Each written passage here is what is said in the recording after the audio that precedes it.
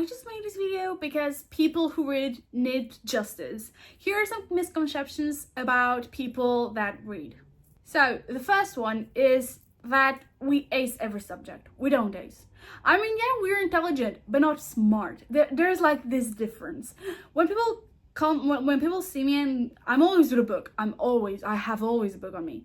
And when people see me read, they're like, "Oh, you're so smart. I bet you're the teacher's pet and everything." I was till a point when I realized that's not the main purpose of life. And then I wasn't the teacher's pet. So this is, I think, the biggest and first misconception people think about readers.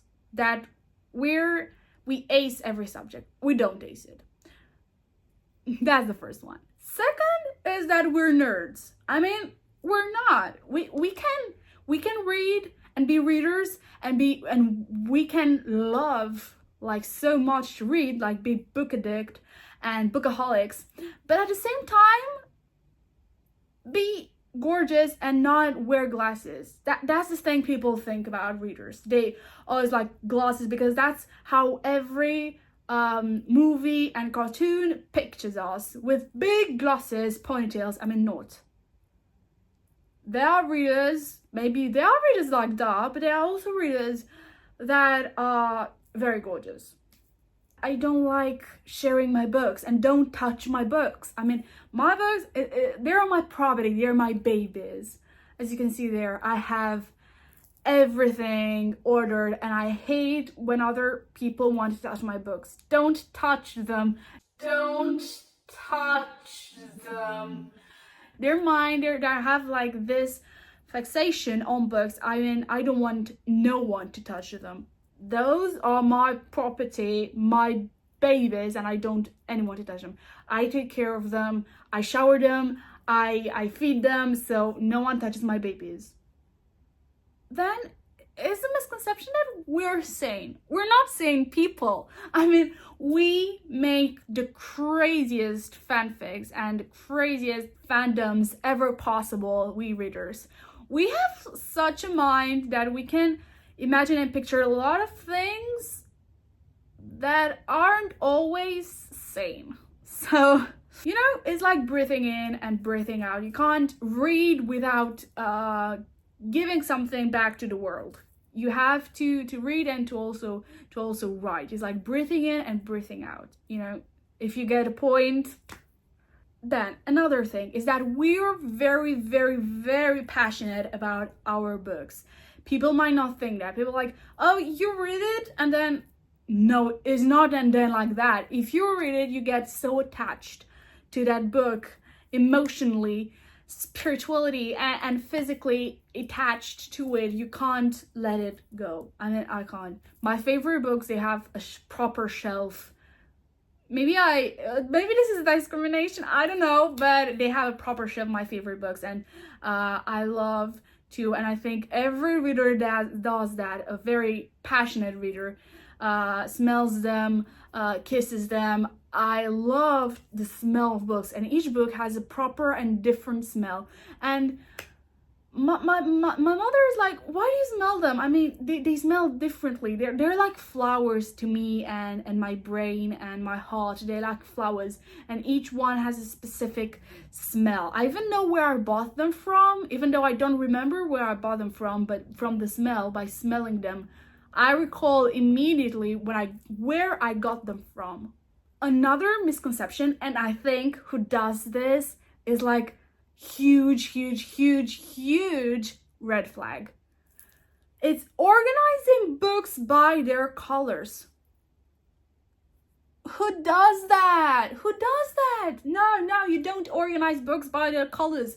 It's the worst possible thing to do in organizing, the worst possible. I mean, if you do that, I'm sorry, not sorry, just go away. I just go because it's worse. I mean, you have a series of books, each one different colors, okay? You separate them just to have the organization by color.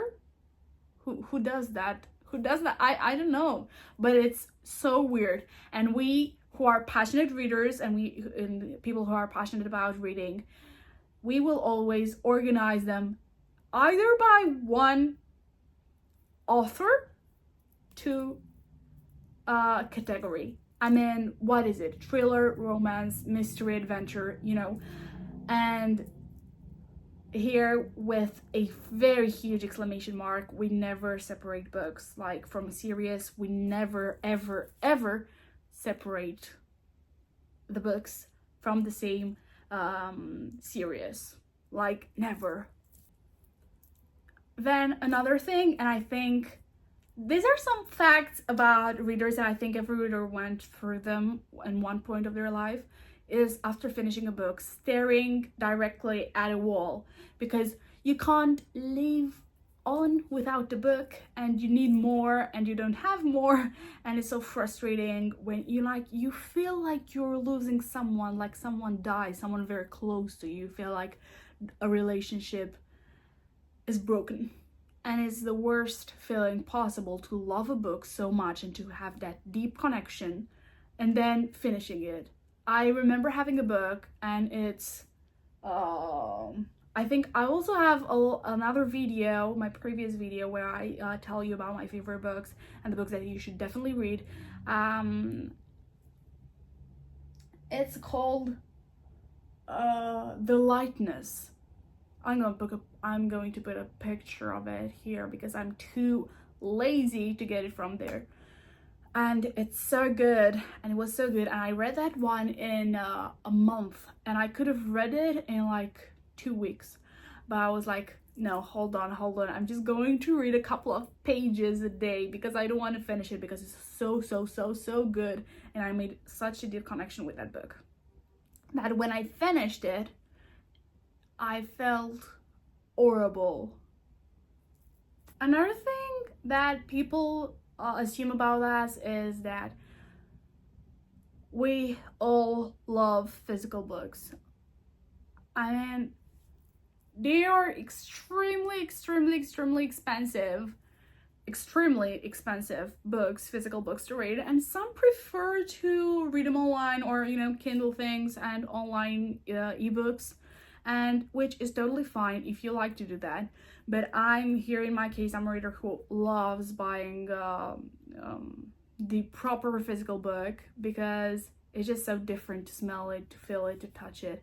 But not everyone does that, and it doesn't matter how you read it. Either way, you're a passionate reader, and that's the most important thing, to read it.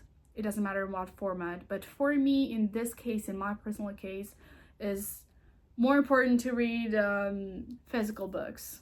I just love the touch of them, the smell, the sound of pages has to turn.